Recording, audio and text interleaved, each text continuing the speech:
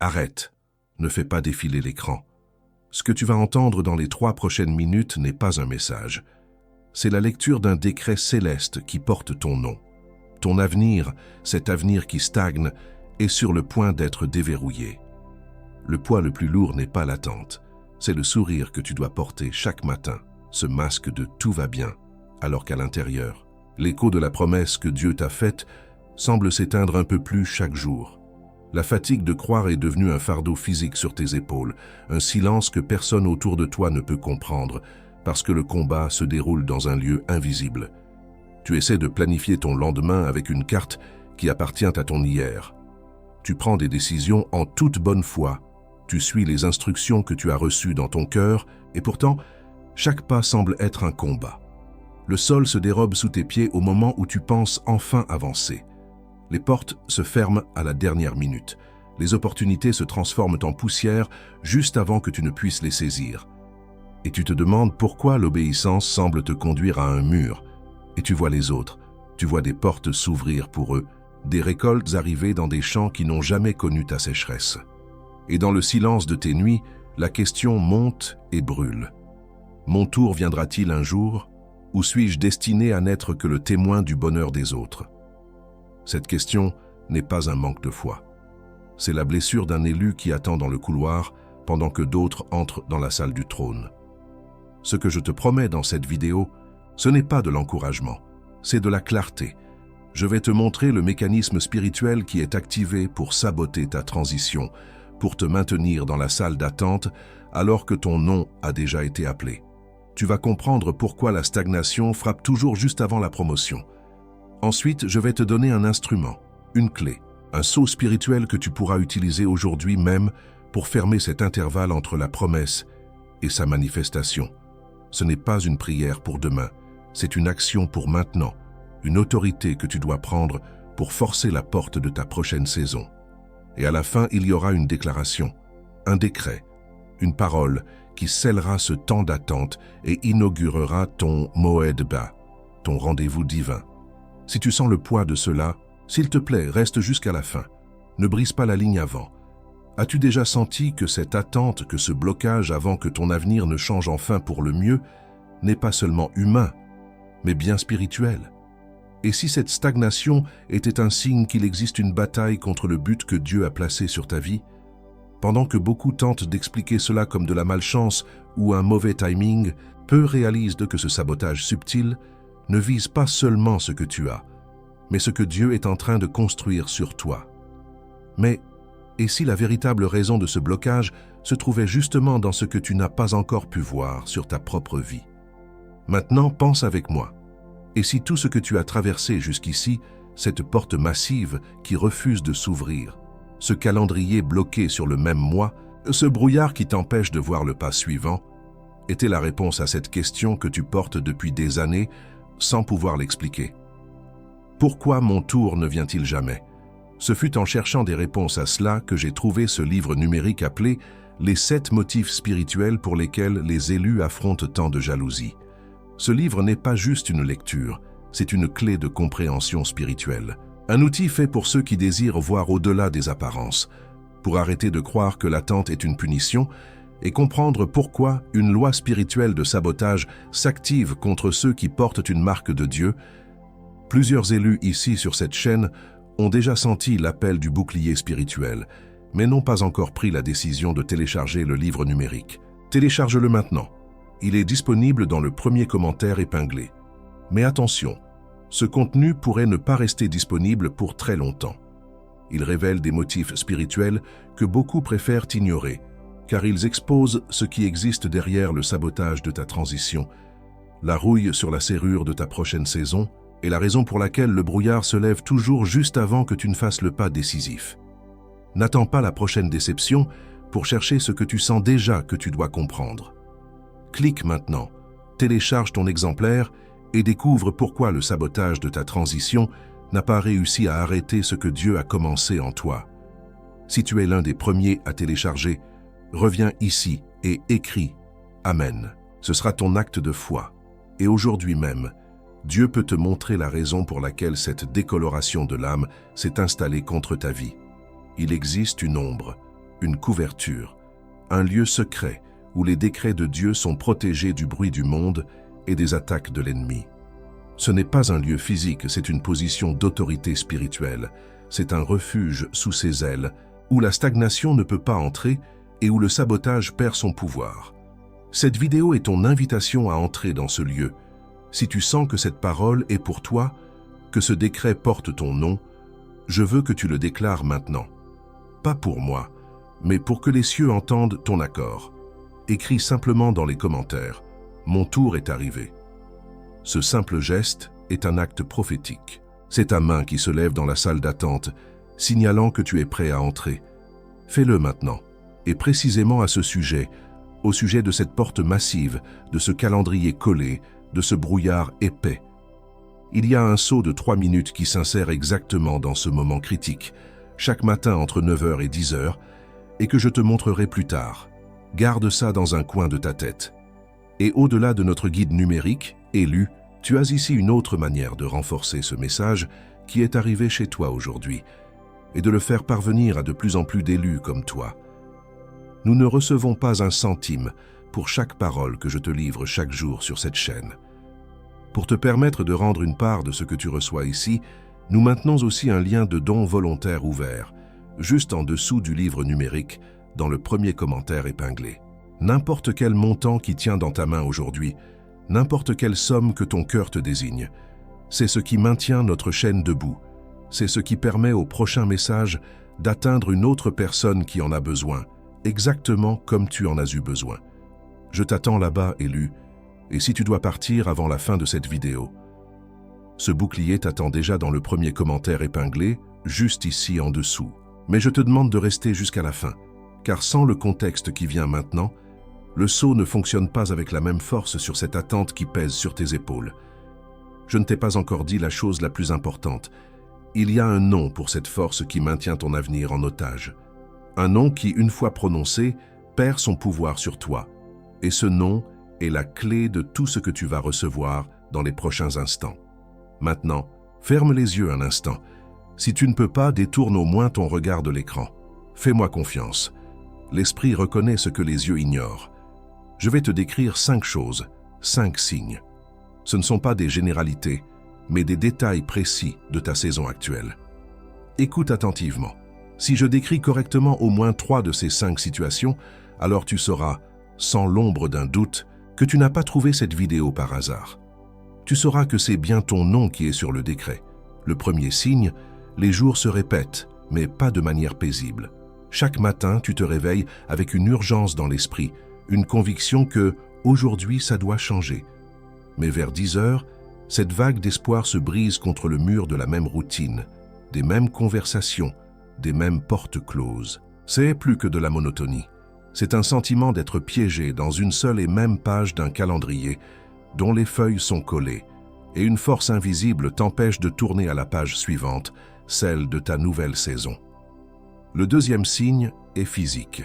Il y a des moments, souvent en milieu de journée, où une fatigue soudaine et écrasante s'abat sur toi. Ce n'est pas le manque de sommeil. C'est un épuisement de l'âme, une lourdeur qui s'installe sur tes épaules comme un manteau de plomb. C'est la fatigue de devoir croire, de devoir espérer, de devoir te battre un jour de plus dans une guerre que personne ne voit. C'est le coup physique de maintenir une promesse vivante dans un environnement qui crie qu'elle est morte. Le troisième signe concerne ta famille, ceux que tu aimes le plus. Ils te regardent et ils voient que tu te bats. Ils t'aiment, mais ils ne comprennent pas. Ils t'offrent des conseils pratiques, cherche un autre travail, sois patient. Peut-être que ce n'est pas pour toi. Et chaque conseil, bien que donné avec amour, te blesse. Parce qu'ils essaient de réparer une fissure dans le mur alors que le problème est dans les fondations. Ils ne voient pas le plafond de verre spirituel que tu heurtes constamment. Ils ne voient pas le combat. Et sur ce regard de ta famille que tu as reconnu maintenant, ce mélange d'amour et d'incompréhension. Le bouclier pour cette heure est déjà disponible dans le premier commentaire épinglé. Ne le laisse pas pour plus tard. Le quatrième signe est ce que j'appelle le déjà-vu inversé. Tu es dans ta voiture, dans un bus ou même en train de marcher dans une rue familière et soudain, une certitude glaciale et absolue te saisit. Ce n'est pas un souvenir, c'est un pressentiment. Tu sais avec une conviction qui te donne des frissons que c'est la dernière fois que tu verras cet endroit en étant dans ta condition actuelle. C'est un adieu silencieux à ton présent, une notification spirituelle que ta localisation est sur le point de changer, même si le futur est encore totalement invisible. Le cinquième et dernier signe est dans tes nuits. Tu as fait un rêve ou une vision fugace d'une porte. Une porte massive en bois ancien, avec une serrure grande et visiblement rouillée. Dans ce rêve, tu n'es ni effrayé ni anxieux. Tu ressens simplement une profonde tristesse, car tu sais que cette porte est l'entrée de ton avenir, mais tu te tiens là, les mains vides, sans la clé. Le rêve s'arrête toujours avant que la porte ne s'ouvre, te laissant avec ce sentiment que la solution est juste là, mais hors de portée. Maintenant, prends une seconde, respire. Combien de ces 5 signes ont résonné en toi? 3, 4, peut-être même les 5? Si au moins 3 de ces descriptions correspondent à ta réalité, alors le doute n'a plus sa place. Tu n'es pas ici par coïncidence, tu es ici par convocation divine. Cette parole est pour toi. Le décret qui est lu depuis le début porte bien ton nom et ton adresse. Ce n'est pas une coïncidence, c'est une confirmation. Le ciel valide ce que ton esprit soupçonnait depuis des mois, voire des années. Tu n'es pas fou, tu n'es pas faible. Tu es un élu en pleine zone de transition, et cette zone est attaquée. Mais chaque attaque de l'ennemi contre un élu est une preuve irréfutable de la valeur de ce que Dieu a placé en lui. Et c'est pourquoi il est vital que tu comprennes que le même Dieu qui a permis l'attente a aussi pourvu au bouclier. Il existe une couverture, un refuge secret contre le sabotage spirituel, un endroit où les promesses sont non seulement protégées, mais accélérées. Un endroit où le brouillard se dissipe et où la serrure rouillée cède enfin. Avant de te montrer l'instrument de couverture qui va blinder la transition vers ta prochaine saison, j'ai besoin de te donner le nom de ce que tu portes. Parce que le bouclier n'a de sens qu'une fois que tu connais le nom de la cible. Et il y a une parole en hébreu qui définit exactement cet état d'attente saboté. Une parole qui recontextualise tout ce que je viens de te décrire dans les dernières minutes. Existe une parole dans l'hébreu original qui change tout ce que tu pensais savoir. À la lumière des 5 confirmations que tu viens de recevoir, le brouillard est toujours épais, la porte est toujours rouillée, mais le sceau de cette heure que tu traverses a été vu. Et c'est justement là que réside le danger, parce qu'entre être choisi et être couvert, il y a un intervalle. Un intervalle que l'envieux connaît mieux que toi. Il sait que la promesse est irrévocable, mais que la transition, elle, est vulnérable. Et cette attaque s'est intensifiée non pas parce que l'onction a été révoquée, mais parce que l'heure critique est arrivée. Cette fenêtre entre 9h et 10h du matin, et qu'il te manquait le sceau d'activation sur ton décret. Et je te dis ça parce que je l'ai déjà vu arriver. Je l'ai vu avec des élus qui étaient exactement là où tu es maintenant, debout devant cette porte massive et rouillée, sentant le froid du métal sans avoir la clé. J'ai vu la page du calendrier collée par des années de déception se tourner enfin vers un nouveau mois, une nouvelle saison.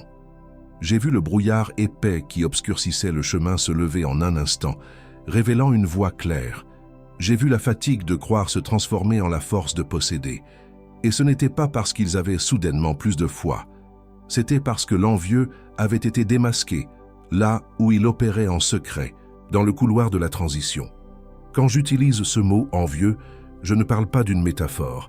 Je nomme la force spirituelle qui maintient la rouille sur la serrure de ton avenir, qui murmure des mensonges dans la salle d'attente pour te faire abandonner ton poste, qui épaissit le brouillard pour que tu doutes de l'existence même du chemin. Et tu sais déjà tout ça. Tu n'y avais juste pas encore mis de nom. Tu essaies de planifier ton lendemain avec une carte qui appartient à ton hier.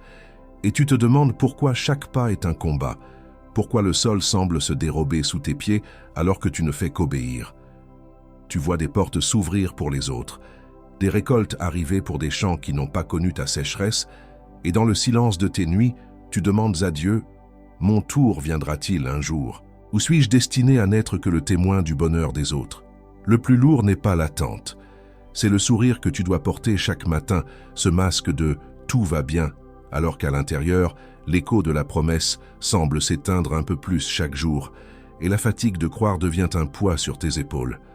Avant que je nomme le bouclier pour cette fatigue de croire, prends ton pouce jusqu'au premier commentaire épinglé, juste ici en dessous. C'est précisément en cherchant cette réponse que je suis arrivé à ce livre numérique appelé « Les 7 motifs spirituels pour lesquels les élus affrontent tant de jalousie ». Ce livre est un instrument de couverture et il ne t'apprendra pas seulement à nommer la force qui tente de voler la clarté de ta prochaine saison, mais il te donne également l'autorité légale pour enfin mettre un terme à son influence. En te montrant comment arrêter de croire que tu n'as pas assez prié, comprendre pourquoi le sabotage s'intensifie juste avant la promotion et finalement recevoir le sceau d'activation pour ta porte. L'heure de la mise en œuvre est arrivée. Ce livre numérique est une carte pour cette nouvelle saison, construite pour te guider au-delà de la porte massive en bois, pour décoller les pages de ton calendrier, pour dissiper le brouillard qui t'entoure. N'attends pas que l'écho de la promesse s'éteigne complètement pour chercher ce que tu sens déjà que tu dois comprendre. Il est dans le premier commentaire épinglé, juste ici en dessous.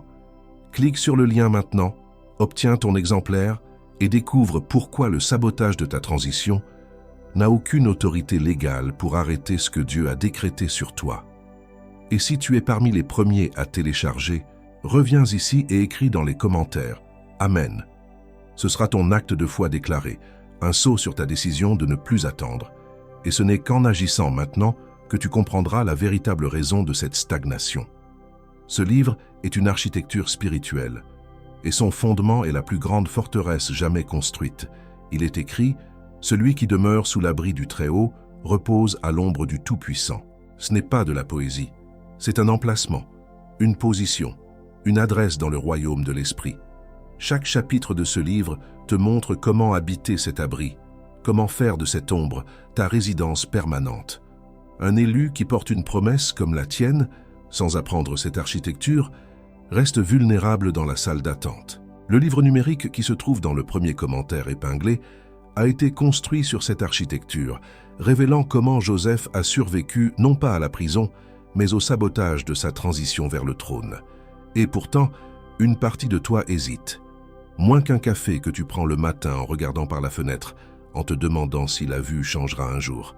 Moins qu'un ticket de transport pour un trajet que tu fais chaque jour, en espérant secrètement qu'il te mène enfin quelque part de nouveau.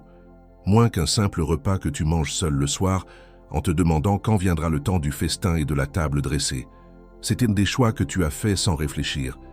Mais ici, devant quelque chose qui peut changer ton avenir pour les 12 prochains mois, tu vas y réfléchir à 2 fois.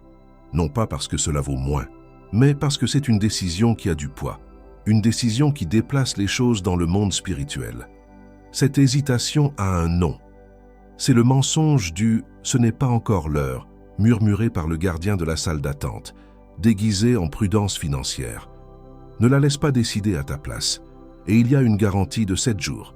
Si tu l'ouvres, le lis, et que cela ne te sert pas, envoie un email et tu seras remboursé intégralement. Sans question, sans procédure, sans jugement. Je mets le risque sur mes épaules, pas sur les tiennes, surtout quand ce qui est en jeu est la couverture pour cette heure exacte où l'espoir menace de s'éroder. Le risque est à moi.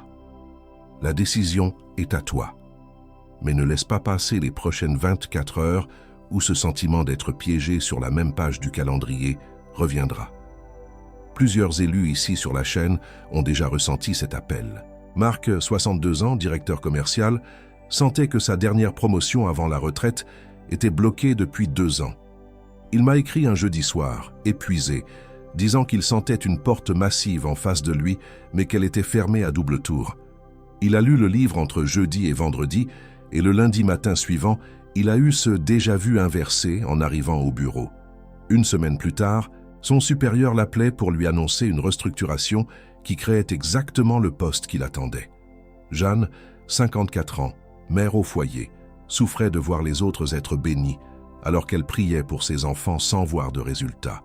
Elle se sentait invisible et se demandait si son tour viendrait un jour.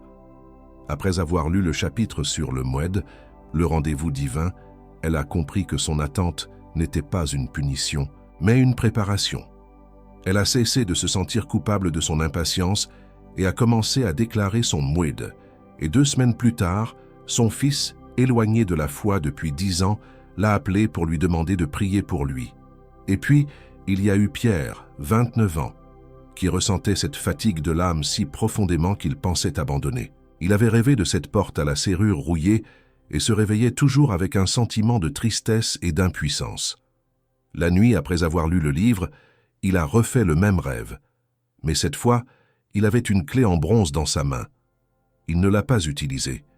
Il s'est juste tenu là, la regardant, et pour la première fois, la tristesse avait été remplacée par une certitude silencieuse. Il s'est réveillé en paix. Peut-être que dans 3 heures, ce sera ton histoire que je raconterai. Chaque heure passée dans cette salle d'attente sans comprendre est une heure où le mensonge, le roi t'a oublié, prend racine.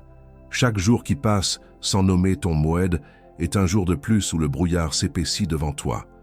Chaque année passée sans les 7 motifs est une année où cette décoloration de l'âme devient permanente, et ta famille ne le remarque pas non plus. Et tes enfants ne le remarquent pas non plus. Et cette décoloration silencieuse de la destinée continue d'arriver, avec le même sourire, s'asseyant sur la même chaise, sortant par la même porte. Et avant que je te livre la prochaine parole qui vient maintenant, car elle vient encore et elle est lourde, il y a une chose que je dois te dire. Des messages comme celui-ci, qui sont longs, profonds et qui ne cherchent pas à plaire aux algorithmes, ne peuvent exister que grâce à ceux qui les soutiennent. Si cette parole a touché une partie de toi que tu pensais endormie, si elle a mis un nom sur un poids que tu portais en silence, alors je te demande de considérer de soutenir cette chaîne. En dessous du lien vers le livre numérique, dans le premier commentaire épinglé, tu trouveras un second lien pour faire un don volontaire. N'importe quel montant que ton cœur te dicte, qui ne te manquera pas. Chaque don permet de maintenir cette flamme allumée et de s'assurer que le prochain élu, qui se trouve peut-être dans une situation encore plus sombre que la tienne, puisse trouver cette vidéo au bon moment. Je t'attends là-bas, à nouveau élu. Mais ne pars pas maintenant. Le saut n'est pas encore complet. Ce que tu as entendu jusqu'à présent n'est que le diagnostic.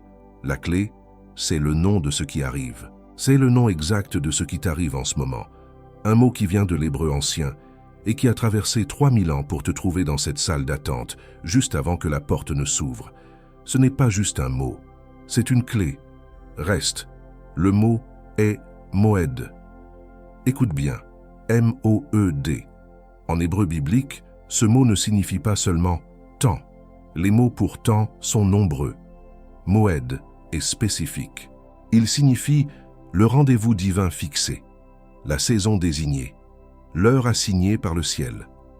L'ennemi ne peut pas annuler ton Moedé. Il ne peut pas brûler le décret qui porte ton nom. Mais il peut faire une chose. Il peut saboter la transition vers ton Moed. Il peut remplir la salle d'attente de mensonges, de confusion, de doutes et de cette fatigue de l'âme que tu connais si bien. Son objectif n'est pas de détruire ta destinée, c'est impossible. Son objectif est de t'épuiser juste avant qu'elle n'arrive, de s'assurer que lorsque l'heure du rendez-vous sonnera enfin, lorsque la porte de la salle du trône s'ouvrira, tu sois trop fatigué, trop découragé ou trop distrait par les blessures du chemin pour te lever et entrer. Comprends-tu maintenant? La stagnation que tu ressens n'est pas la preuve que Dieu t'a oublié. C'est la preuve que ton mode est si proche que l'ennemi est entré en mode panique.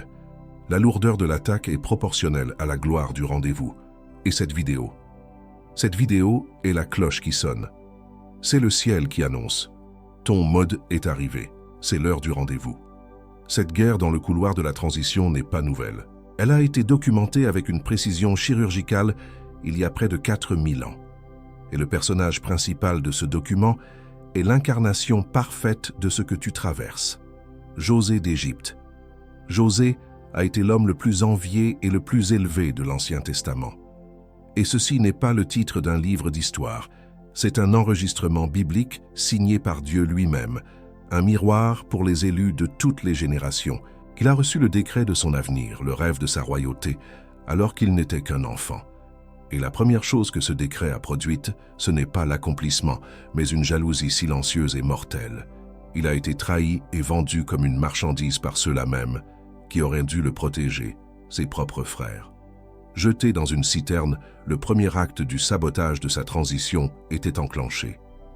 Il était le porteur d'un décret royal, mais il est entré en Égypte en tant qu'esclave. C'était la première tentative de l'ennemi de décolorer la promesse. Même en exil, en tant qu'esclave, Sa fidélité et la faveur de Dieu sur lui provoquaient la jalousie. Il a été faussement accusé par la femme de Potiphar et jeté en prison pour un crime qu'il n'a pas commis. Comprends-tu le parallèle? La prison n'était pas une punition. C'était la deuxième étape du sabotage de sa transition. C'était l'ennemi qui essayait de lui dire « Ta fidélité ne paie pas. Ton obéissance mène à des murs. » Il a passé des années en prison, innocent, porteur d'une promesse royale, enfermé dans l'obscurité. Chaque jour, l'ennemi lui murmurait qu'il était oublié. Pourtant, même dans la prison, le décret était vivant. Il a interprété les rêves de l'échanson et du panetier, puis ceux de Pharaon lui-même. Et c'est là, depuis le point le plus bas, que le moued de Dieu a brisé le plan de l'ennemi. En un jour, il est passé de prisonnier à premier ministre, le deuxième homme le plus puissant d'Égypte. Sa sagesse, forgée dans l'attente et le silence, a sauvé une nation entière des 7 années de famine. L'ennemi a tenté de saboter la transition, mais Dieu a utilisé la transition pour forger le leader. Et l'apogée de son histoire, le sceau de son autorité, fut lorsque ses frères envieux sont venus se prosterner devant lui, cherchant du pain. Il est devenu le sauveur de ceux qui avaient tenté de le détruire. Jésus lui-même l'a cité comme un type du Messie, rejeté par les siens mais élevé par Dieu pour devenir leur salut. Josée n'a pas emporté cette sagesse dans sa tombe, il l'a laissée enregistrer, un plan détaillé qui a traversé 3800 ans sans perdre de sa pertinence. L'homme qui a été vendu par jalousie a laissé la carte pour ceux qui sont ciblés par la jalousie aujourd'hui. Et cette carte est exactement ce que tu es sur le point de recevoir sous la forme d'un instrument. Imagine ceci, tu n'es pas dans une prison, tu es dans la salle d'attente du roi. La porte de la salle du trône est juste là, devant toi. Cette porte massive en bois que tu as vue en rêve. Tu as le parchemin de ton invitation dans la main, signé du sang même du roi. Ton nom est dessus, l'heure est correcte, mais la porte reste fermée. L'ennemi n'a pas le pouvoir d'annuler ton invitation. Il n'a pas le pouvoir de brûler le parchemin ou d'effacer ton nom. Tout ce qu'il peut faire, c'est envoyer des serviteurs déguisés dans la salle d'attente pour te mentir, pour saboter ta persévérance. Un serviteur habillé en logicien s'approche et te dit « Le roi t'a sûrement oublié, regarde tous ceux qui sont entrés avant toi. » Un autre, déguisé en proche ami, te chuchote avec un air de pitié « Ton invitation a dû expirer. C'est triste, mais il faut être réaliste. Peut-être que tu as mal compris la promesse. » Un troisième, déguisé en voix de la raison, murmure « Tu as dû lire la date de travers. Ce n'est pas pour toi, pas aujourd'hui. Rentre chez toi et reviens l'année prochaine. » Leur but n'est pas de détruire ta destinée. C'est de te faire douter au point que lorsque l'heure exacte de ton moed sonnera et que la porte s'ouvrira en grand, tu seras trop fatigué, trop découragé, ou trop distrait par tes propres arguments pour te lever et entrer. L'ennemi ne se bat pas contre ton futur, il se bat contre ta capacité à rester réveillé, en alerte et plein d'espérance dans la salle d'attente. Et cette vidéo est le son de la trompette qui annonce que l'attente est terminée. Tu vois, cette couverture, cet abri du Très-Haut mentionné dans le psaume 91 n'est pas une simple métaphore poétique. C'est une architecture de guerre spirituelle. C'est une forteresse conçue pour protéger les promesses en transit. Josée a habité cet abri, même dans la citerne et la prison. C'est pourquoi le sabotage a échoué. Cette architecture est ce qui transforme un simple espoir en une certitude blindée. Elle te retire de la salle d'attente bruyante et t'installe dans le silence et la sécurité du refuge divin, même si, à l'extérieur, rien ne semble avoir encore changé. La vérité la plus profonde est encore à venir, et elle porte ton nom. Laissez-moi m'arrêter une minute et mettre tout ce que vous venez d'entendre en mots simples, sans poésie, sans métaphore, juste les faits. Premièrement, votre stagnation n'est pas un signe d'oubli divin. C'est un rendez-vous fixé, un moed, qui est activement saboté. Deuxièmement, la force qui orchestre ce sabotage est la jalousie spirituelle, une entité qui ne peut pas annuler votre destinée, mais qui peut attaquer votre transition vers elle. Troisièmement, cette attaque est la preuve irréfutable de la valeur de votre futur. Et quatrièmement, ce n'est pas un piège sans issue, c'est une stratégie documentée, vaincue par Joseph, et la carte pour en sortir existe. Et voici qui vous êtes au milieu de tout ça. Vous êtes un invité royal avec un décret scellé dans la main, assis dans la salle d'attente du roi, pendant que des serviteurs déguisés en logique, en amitié et en raison, essaie de vous convaincre de partir juste avant que la porte de la salle du trône ne s'ouvre pour vous. Vous n'êtes pas une victime, vous êtes une cible de haute valeur. Maintenant, ce qui vient ensuite, c'est de comprendre les rôles dans cette pièce de théâtre spirituel. C'est de vous donner la clarté sur qui vous êtes, qui est votre adversaire, et l'état dans lequel vous vous trouvez. Il y a 3 archétypes en jeu en ce moment même dans votre vie. Le premier, c'est le porteur de décret. C'est la partie de vous qui est connectée à l'éternité, celle qui a reçu la promesse de Dieu bien avant que les circonstances actuelles ne se manifestent. C'est votre identité spirituelle légale, inattaquable et permanente. C'est le vous que Dieu voit, celui pour qui le trône est déjà préparé. Cet archétype est la raison pour laquelle vous êtes attaqué. L'ennemi ne se bat pas contre votre présent fatigué, il se bat contre l'autorité future que ce porteur de décret est destiné à exercer. Comprendre que vous êtes, avant tout, un porteur de décret change votre posture. Vous cessez d'être un demandeur et vous devenez un dépositaire d'une volonté royale. Le deuxième archétype, c'est le gardien de la salle d'attente. Ce n'est pas le diable en personne, c'est une fonction spirituelle de l'envie. Son rôle est de gérer la salle d'attente, de créer des distractions, de murmurer des mensonges et de s'assurer que les invités légitimes, comme vous, abandonnent par épuisement. Il est le maître du presque, du pas encore et du peut-être jamais. Son pouvoir réside entièrement dans la supercherie. Il n'a aucune autorité pour vous expulser de la salle d'attente ou pour brûler votre décret. Sa seule arme est de vous convaincre d'utiliser votre propre volonté pour vous disqualifier. Le voir pour ce qu'il est, un fonctionnaire sans pouvoir réel sur votre destinée, est la première étape pour le congédier. Le troisième archétype, c'est l'héritier en transit. C'est votre état actuel. Vous êtes un héritier légal, mais vous n'êtes pas encore assis sur le trône. Vous êtes Joseph en tant qu'esclave ou prisonnier. Vous avez le titre dans votre esprit, mais vous n'avez pas encore le territoire sous vos pieds. C'est l'espace entre la promesse et la possession. Et c'est la phase la plus dangereuse, non pas parce que Dieu vous teste, mais parce que c'est là que le gardien de la salle d'attente concentre toutes ses attaques. Survivre à cette phase de transit, en gardant le décret intact malgré les mensonges et la fatigue, est l'examen final. C'est la preuve que vous êtes prêt non seulement à recevoir le trône, mais à y régner avec sagesse. Si vous vous reconnaissez comme ce porteur de décret, si vous sentez que votre moued est arrivé, alors déclarez-le. Ne le gardez pas pour vous. Écrivez ceci dans les commentaires, comme un sceau sur cette parole. Je suis un porteur de décret. Je quitte la salle d'attente maintenant. C'est une déclaration de guerre contre le gardien et un acte d'alignement avec le ciel. Et si cette vidéo est la trompette qui annonce la fin de votre attente, abonnez-vous pour ne pas manquer la prochaine instruction. Chaque parole est un pas de plus hors du couloir et vers la salle du trône. Votre nouvelle saison demande une nouvelle feuille de route. Je vais maintenant vous donner une action concrète, un outil spirituel que j'appelle le rituel du sceau de Moued.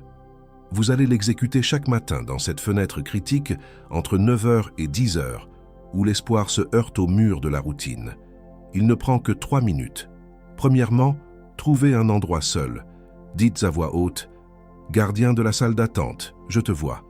Ton service à ma porte est terminé. » Nommer l'adversaire lui retire son pouvoir de dissimulation.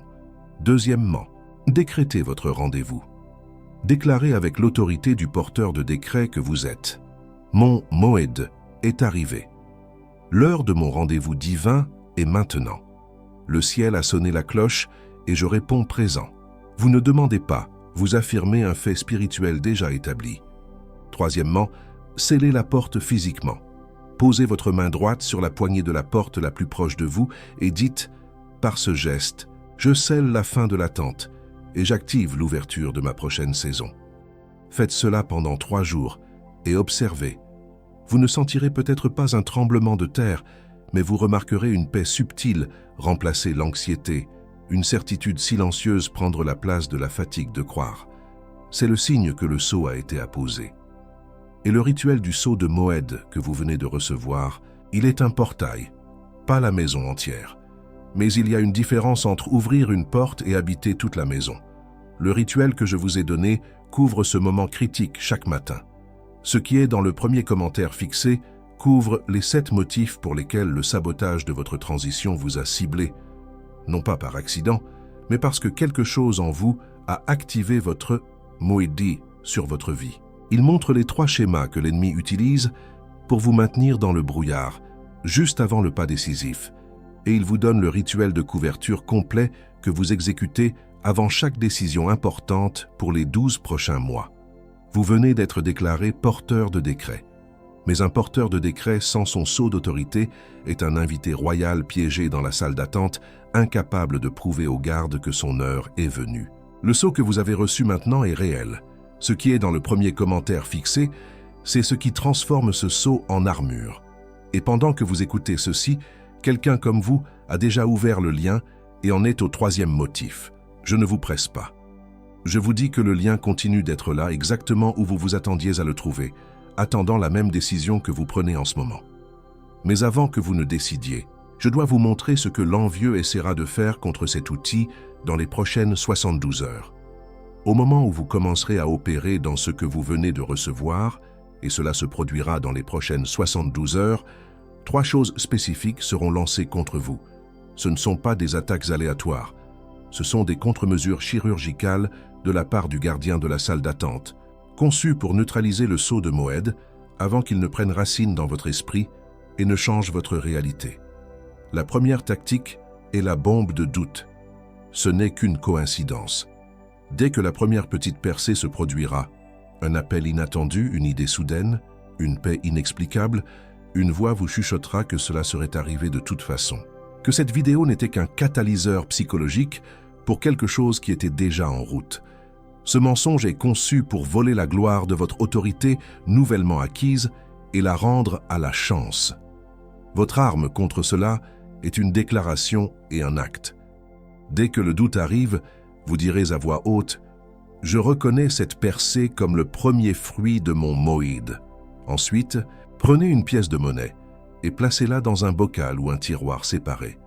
Comme une première offrande de ce nouveau territoire, vous ancrez le miracle dans le monde physique, car il est écrit « Rendez donc à César ce qui est à César, et à Dieu ce qui est à Dieu ». La deuxième tactique est la crise de distraction. Demain matin, juste avant que vous ne vous apprêtiez à faire le rituel du sceau de Moed, une crise urgente et inattendue éclatera. Un email paniqué, un problème familial soudain, une dispute sortie de nulle part. Le but est de voler votre concentration et de vous faire dire « Je le ferai plus tard ». C'est une tentative de briser le rythme de votre nouvelle discipline avant même qu'elle ne soit établie. Votre arme est de refuser la tyrannie de l'urgence. Sauf s'il s'agit d'une question de vie ou de mort, vous ne céderez pas. Vous prendrez les 3 minutes nécessaires. Vous irez dans une autre pièce. Vous exécuterez le rituel, même si votre esprit est agité. Vous démontrerez à l'ennemi et à votre propre âme que votre rendez-vous avec le ciel n'est plus négociable, peu importe le bruit que le monde essaie de faire. La troisième tactique est la plus subtile, l'isolement de celui qui voit trop. Soudain, les gens autour de vous, même ceux que vous aimez, vous paraîtront incroyablement naïfs. Leurs conversations sembleront superficielles, leurs inquiétudes futiles. Vous ressentirez une distance douloureuse, comme si vous parliez une langue que personne ne comprend. C'est un piège pour vous faire sentir arrogant et seul, pour vous faire regretter d'avoir regardé derrière le rideau. Votre arme est la conscience. Comprenez que ce que vous ressentez n'est pas de l'arrogance, mais le fardeau de la clarté. C'est le prix à payer pour ne plus être dans le brouillard. Au lieu de vous isoler, vous ferez un acte de service silencieux pour l'une de ces personnes. Un café, une parole d'encouragement sur leurs problèmes. Vous utilisez votre nouvelle vision non pas pour vous élever au-dessus d'eux, mais pour les servir depuis une position de force cachée, et sur cet isolement que vous avez reconnu comme réel. Je dois vous dire quelque chose maintenant. Il existe 4 autres tactiques au-delà de ces 3. Je ne peux pas toutes les exposer ici. Non par manque de temps, mais par densité. Chacune nécessite sa propre page, avec la contre-arme exacte, avec la déclaration verbale spécifique qui neutralise l'attaque à l'instant où elle arrive. Et pendant que je ne vous livre pas ces 4 tactiques ici, le sabotage de votre transition, lui, les connaît toutes. Tout cela est cartographié dans les 7 motifs spirituels pour lesquels les élus affrontent tant de jalousie, ainsi que la séquence exacte de couverture appliquée à la porte massive en bois et au calendrier aux pages collées. Vous en aurez besoin, pas demain. Vous en aurez besoin ce soir lorsque le silence de la nuit essaiera de transformer ce décret en une simple émotion passagère. Vous en aurez besoin demain matin, lorsque le poids de la routine tentera de décolorer la mémoire de cette parole. Et vous en aurez besoin au prochain moment critique, entre 9h et 10h, lorsque le gardien de la salle d'attente pressera avec une force maximale contre votre espoir renouvelé. Le lien reste dans le premier commentaire épinglé. Je ne vous presse pas. Je vous préviens que le deuxième jour est plus difficile que le premier, et le sabotage de votre transition le sait mieux que vous. Mais avant même que vous ne pensiez à cliquer, je dois vous montrer ce que vous-même ferez contre vous-même dans les prochaines 72 heures. Parce que le pire obstacle n'est pas l'envieux. C'est la voie que vous confondez avec la vôtre. Cet obstacle a un nom. C'est la voie de l'ingratitude. Dans les prochains jours, alors que vous commencerez à voir les choses différemment, une culpabilité tordue s'installera. En voyant le brouillard dans lequel vivent ceux que vous aimez, une voix vous dira que cette nouvelle clarté est une trahison, que vous êtes ingrat envers les gens et les situations qui vous ont amené jusqu'ici. Cette voix semble raisonnable, elle se déguise en loyauté et en humilité. Mais ce n'est ni de la loyauté, ni de l'humilité. C'est le mécanisme de défense de votre ancienne identité qui tente de vous ramener dans la salle d'attente. Ce n'est pas de l'ingratitude que de quitter une prison simplement parce que vous aimez les autres prisonniers. Votre libération n'est pas une condamnation de leur captivité. C'est le phare qui leur montrera un jour le chemin de la sortie. La vraie ingratitude serait de recevoir la clé et de la laisser rouiller dans votre poche par peur de ce que les autres penseront. Votre défense contre cette voix est simple, mais puissante. Chaque fois qu'elle monte, vous ne la combattez pas, vous la remerciez. Vous dites « Merci de me rappeler jusqu'où j'ai cheminé. Maintenant, regarde jusqu'où je vais. » Vous transformez l'encre de la culpabilité en un jalon de votre progression. Vous honorez le passé sans lui permettre de mettre une laisse sur votre futur. Et il y a une dernière chose, la plus inquiétante de toutes, une chose que l'ennemi ne fera pas contre vous, mais que je suis obligé de faire avec vous avant la fin de ce message. Une action qui peut sembler dure, mais qui est le dernier saut de votre protection avant que vous ne franchissiez la porte pour de bon. Restez avec moi pour ce dernier acte. Maintenant, je ne te demande plus d'écouter, je te demande de recevoir. Où que tu sois, je veux que tu changes de posture. Si tu le peux, ferme les yeux, pose ta main droite sur ton cœur, sans ses battements. Prends une profonde inspiration et en expirant, ne lâche pas simplement de l'air, lâche le poids de la compréhension intellectuelle. Nous passons de la tête au cœur, nous passons de la carte au territoire. Ce qui va se passer maintenant n'est pas une prière de demande, c'est une déclaration de libération. C'est un acte légal dans le monde de l'esprit où je me tiens avec toi par l'autorité qui m'a été donnée pour cette parole, pour révoquer les contrats invisibles que l'ennemi a signés en ton nom sans ta permission. Reste dans cette position. Reçois. Au nom de celui qui t'a appelé avant la fondation du monde, je te libère de la honte de ressentir ce que tu ressens. Je te libère de la culpabilité de ta propre fatigue, de ton impatience, de ta tristesse. Ces émotions ne sont pas un péché, elles sont la blessure d'un soldat sur le champ de bataille et l'ennemi les a utilisées comme une porte d'entrée pour te murmurer que ta foi est faible. Ce mensonge est maintenant terminé. Je te libère de la comparaison venimeuse avec les autres. Je brise la chaîne qui attache ton regard aux promotions des autres, aux récoltes des autres, aux portes ouvertes des autres. Ton chemin n'est pas le leur. Ta saison n'est pas la leur. Le décret sur ta vie est unique. L'ordre de te comparer à quiconque, sauf à celui que Dieu t'a appelé à être, est maintenant révoqué et annulé. Je te libère de la peur lâche de paraître ingrat. Je brise la nécessité de diminuer ta propre victoire pour réconforter la médiocrité des autres. Je romps la fausse loyauté qui te demande de saigner en silence pour maintenir la paix de ceux qui ne supportent pas le poids de ce que tu es appelé à être. Ton appel n'est pas une menace pour eux, c'est un miroir. Et ta responsabilité n'est pas de ternir le miroir, mais de le laisser briller. Je te libère de la version de toi-même qui a accepté la salle d'attente comme une résidence permanente. Je te libère de l'identité qui a appris à absorber les mensonges du gardien, à sourire face à la stagnation, à appeler patience ce qui était en réalité un emprisonnement spirituel. Cette version de toi a servi son temps. Elle t'a gardé en vie. mais son service est maintenant terminé. Répète ceci à voix haute, même en chuchotant. Mon ancien moi est libéré. Et maintenant, nous activons. Dans ce vide que nous venons de créer, nous convoquons ce qui est vrai, ce qui est éternel. Je convoque le porteur de décret en toi, non plus comme un messager timide, mais comme un ambassadeur royal doté de plein pouvoir. Je déclare que ton autorité pour quitter la salle d'attente et franchir la porte de la salle du trône est activée, ici et maintenant. Je convoque l'héritier qui entre en possession. L'état de transit est terminé. Le couloir a été traversé. Je déclare que tu entres maintenant dans la mentalité de celui qui possède, qui gère, qui règne. Tu n'espères plus un territoire. Tu commences à arpenter le territoire que Dieu t'a déjà donné. Prends une autre profonde inspiration. En inspirant, reçois cet esprit de possession. Je déclare le renvoi officiel du gardien de la salle d'attente de ton poste. Son autorité sur ta perception du temps, sur tes émotions, sur ton espérance, est terminée. Par le pouvoir du Moued décrété, nous lui signifions que son mandat est arrivé à expiration. Il n'a plus aucune juridiction légale sur ta vie, tes pensées ou ton avenir. La porte est désormais gardée de l'intérieur, par toi. Ne dis pas « Amen », pas encore. Le sceau est posé, mais il n'a pas encore durci. Il y a un dernier ingrédient, un élément qui assure que ce sceau ne se fissurera jamais sous la pression des jours à venir. C'est l'acte final de cette transition et c'est le plus important de tous. Ce n'est pas une prière, ce n'est pas une déclaration, c'est une transmission, une chose que je dois te donner, de ma main à la tienne, à travers cette caméra.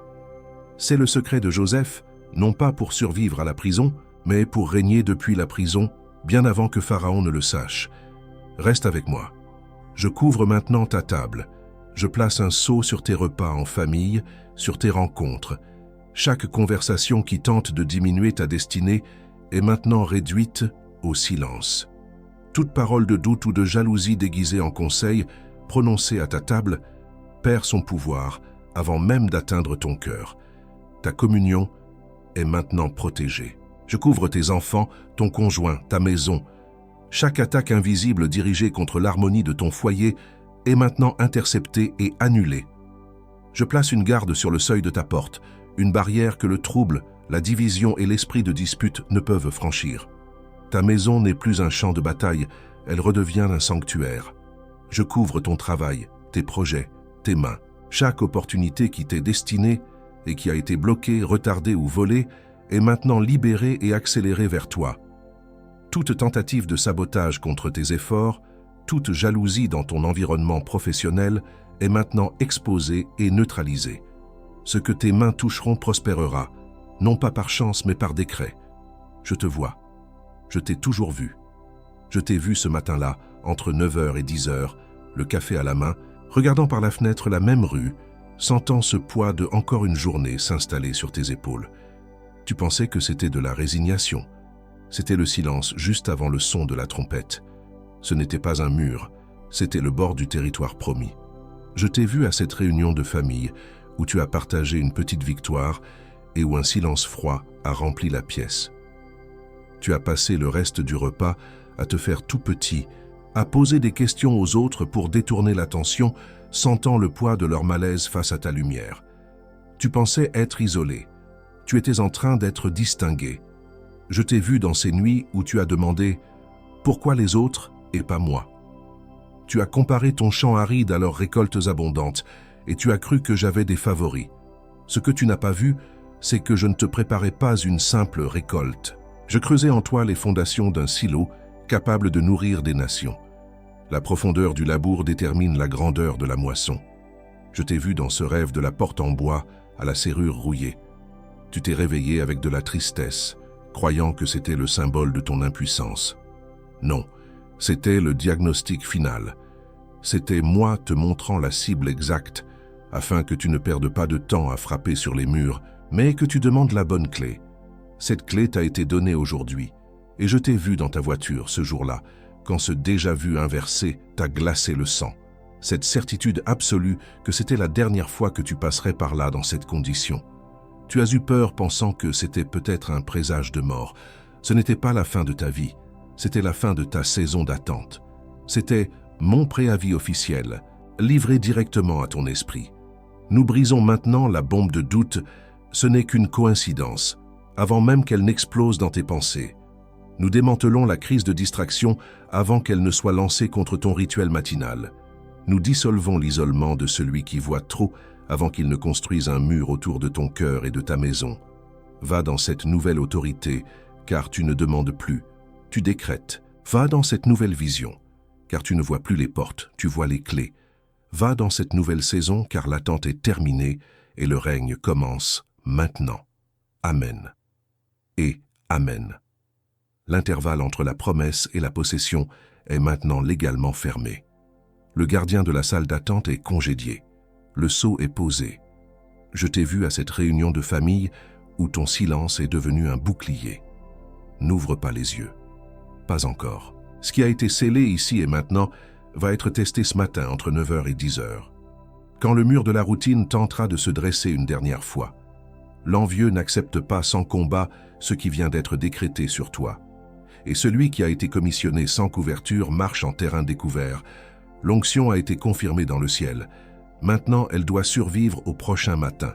Les 7 motifs spirituels pour lesquels les élus affrontent tant de jalousie est dans le premier commentaire épinglé, juste ici en dessous. Non pas comme un substitut à ce que tu as reçu dans ce message, mais comme une compagnie pour défendre ce qui a été scellé. Car une onction sans couverture se corrompt au prochain matin, et l'envieux compte précisément sur ce matin. Moins qu'une pièce laissée pour un café à emporter, ce geste rapide avant de retourner à une attente qui semble interminable. Moins que le prix d'un magazine que tu feuillettes pour tuer le temps, en attendant que ton véritable chapitre commence enfin, avec une garantie de 7 jours. Le risque est à nous, la main est à toi. Clique maintenant pendant que le décret est encore vivant dans ta poitrine. Pas demain, pas après la douche, pas après avoir parlé à quelqu'un, car la première personne à qui tu parleras aura une opinion raisonnable qui coûtera le bouclier de ta maison. Car celui qui remet à plus tard, remet à jamais. Et l'envieux le sait déjà. Il a compté sur le plus tard quand tu as reçu le dernier message qui t'a transformé. Et celui d'avant. Et celui d'encore avant. Celui-ci ne sera pas un de plus. Cette voix qui chuchote maintenant. Je le ferai plus tard. Je suis trop fatigué. Ça ne marchera pas pour moi de toute façon. C'est peut-être trop cher en ce moment. Je devrais d'abord en parler à quelqu'un. Et si ce n'était pas vraiment le bon moment? Cette voix n'est pas la tienne. Elle te ressemble. Elle utilise ton vocabulaire, elle connaît tes excuses. Mais c'est la voix de celui qui a perdu aujourd'hui au tribunal du ciel et qui tente de regagner du terrain avant ton prochain matin. Chaque seconde que cette voix gagne est une seconde où le décret perd de sa température. Clique avant que l'envieux ne parle plus fort que le décret qui vient d'être scellé sur ta tête. Une dernière chose, avant que le sceau ne sèche complètement. Maintenant que tu as quitté la salle d'attente, il y a une chose que tu dois savoir sur la salle du trône elle-même. La première règle du règne va à l'encontre de tout ce qu'on t'a appris sur le pouvoir. Dans la prochaine vidéo, je te révélerai l'arme cachée que Dieu donne aux élus, non pas pour combattre dans le royaume, mais pour y régner en paix. Clique sur la vidéo qui apparaît sur ton écran maintenant. Et encore dans cette vidéo élue, avant que je ne scelle cette heure avec toi, j'ai une dernière demande. Et ce n'est pas pour moi, c'est pour le prochain élu qui viendra après toi. Les messages sur cette chaîne sont longs, ils sont denses, et ils sont livrés sans se soucier des algorithmes.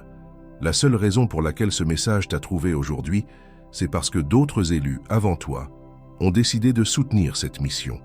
Ils ont vu la valeur de la parole et ont semé pour qu'elle continue d'atteindre ceux qui en ont besoin. Dans le premier commentaire épinglé, juste en dessous du livre numérique, il y a un troisième lien. C'est un lien de don volontaire. Ce n'est pas une obligation. C'est une invitation à faire partie du miracle de quelqu'un d'autre. Si tu le fais, tu ne finances pas une chaîne, tu construis un phare. Ceci était ma dernière demande. Je t'attends là-bas, élu. Si tu as reçu ce sceau, si tu as senti le poids de la salle d'attente se lever de tes épaules, alors signe ce décret avec moi. Écris « Je signe » et je scelle dans les commentaires. Pas comme un simple commentaire, mais comme ton nom au bas d'un contrat divin. Fais-le pour que les armées du ciel voient que tu as accepté ton poste. Dis « Amen » avec l'intention d'un général qui prend son commandement. Et maintenant, pense à une personne, une seule, quelqu'un qui a besoin exactement du même bouclier que tu as reçu ici aujourd'hui, quelqu'un qui sourit en journée, mais que tu sais être écrasé par la fatigue de croire le soir. Envoie-lui ce message maintenant. Et si cette personne veut aller plus loin, le lien pour les 7 motifs est dans le premier commentaire épinglé, attendant de la même manière qu'il a attendu pour toi. Ce n'est pas une faveur de ta part, c'est un service. Et le ciel voit, c'est fait. Ce qui a été livré ici a été livré. Tu n'es pas la même personne qui a appuyé sur « Play ». Ressens cette gravité un instant de plus. Ne te précipite pas. Le prochain matin, entre 9h et 10h, avec son mur de routine, peut attendre encore 10 secondes. Reste dans ce silence.